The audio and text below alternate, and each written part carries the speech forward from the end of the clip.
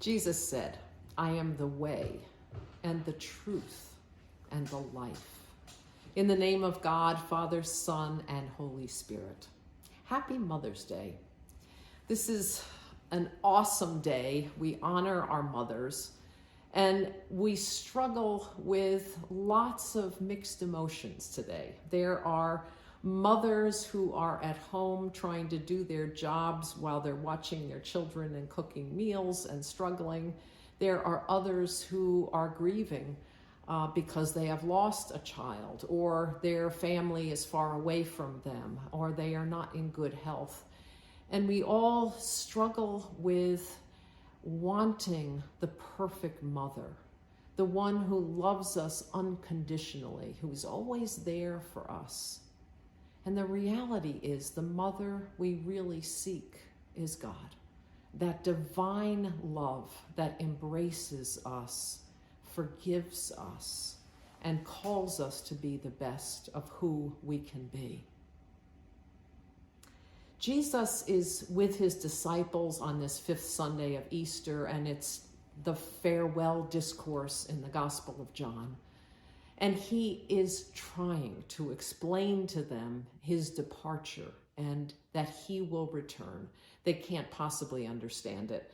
And he keeps saying to them, don't let your hearts be troubled. Believe in God, and that he goes and prepares a place for them.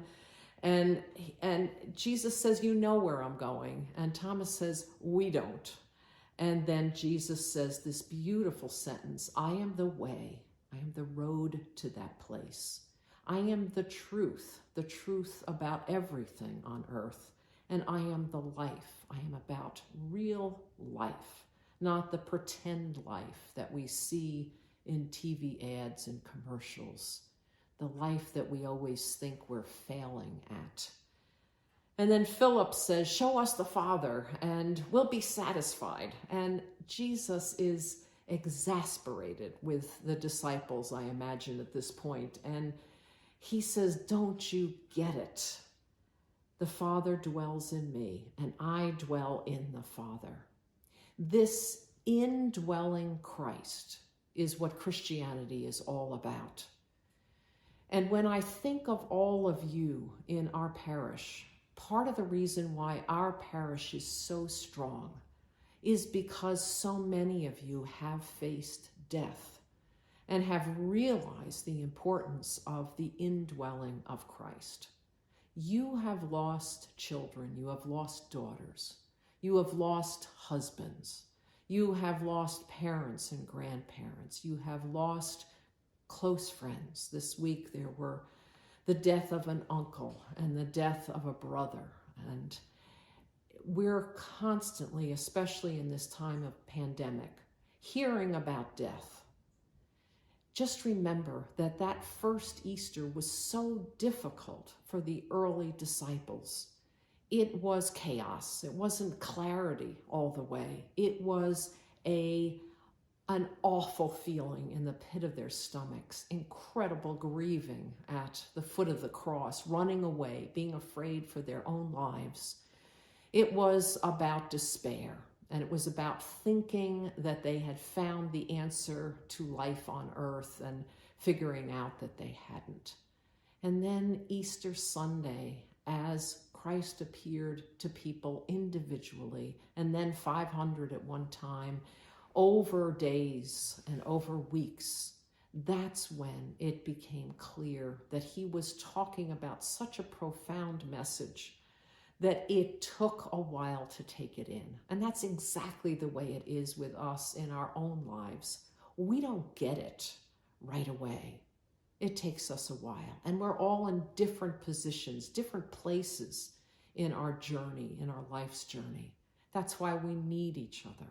We need shoulders to lean on. We cry because we love somebody, and we miss them when they're gone, and we didn't appreciate them fully at that time.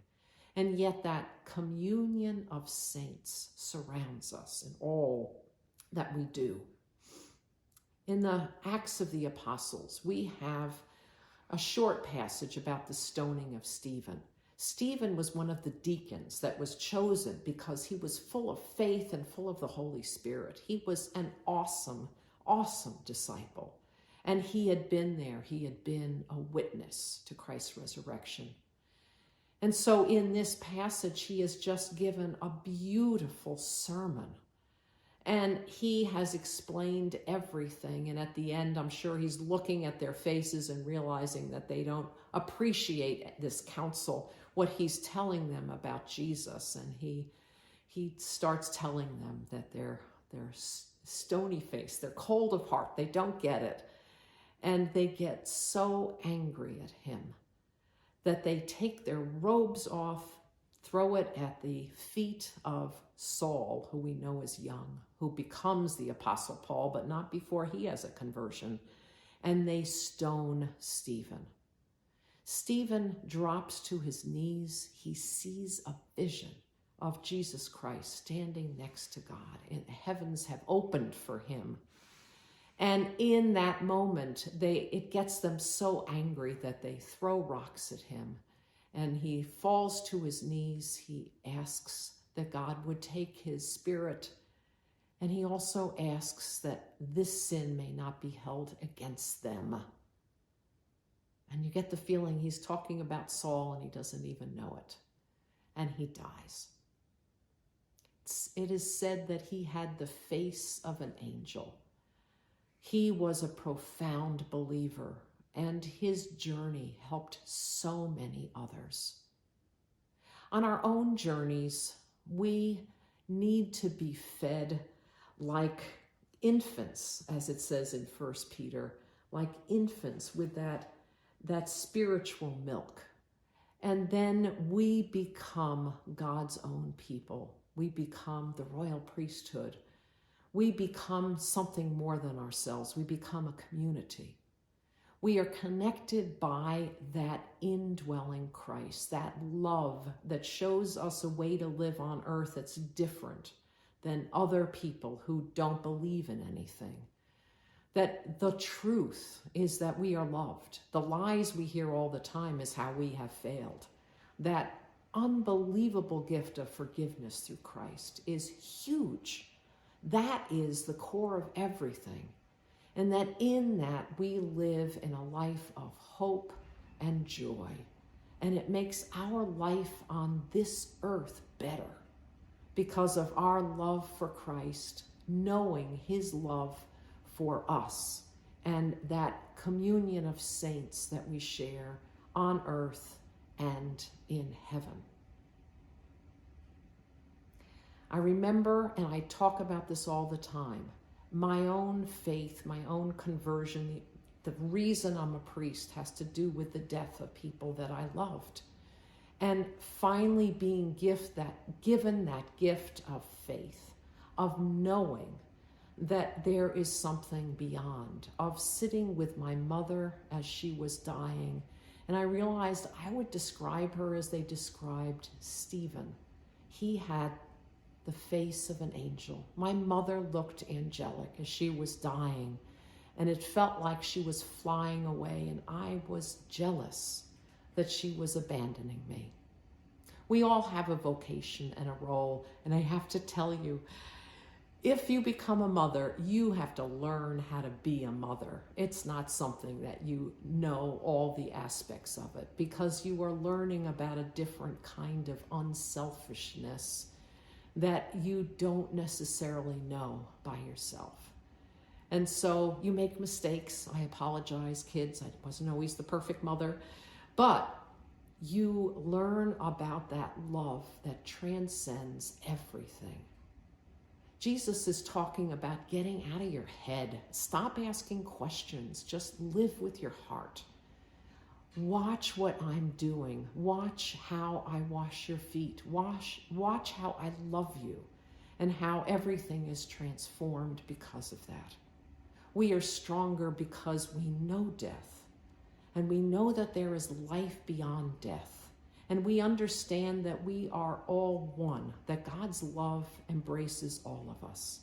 And so our community gets stronger and stronger. When Jesus says, I am the way and the truth and the life, he isn't excluding people. He is including the whole world. And our job as Christians is to rise to that vocation, that calling, and to spread that love even as we grieve with those who have lost so much this week. May God bless you and hold you in God's mothering arms. Amen.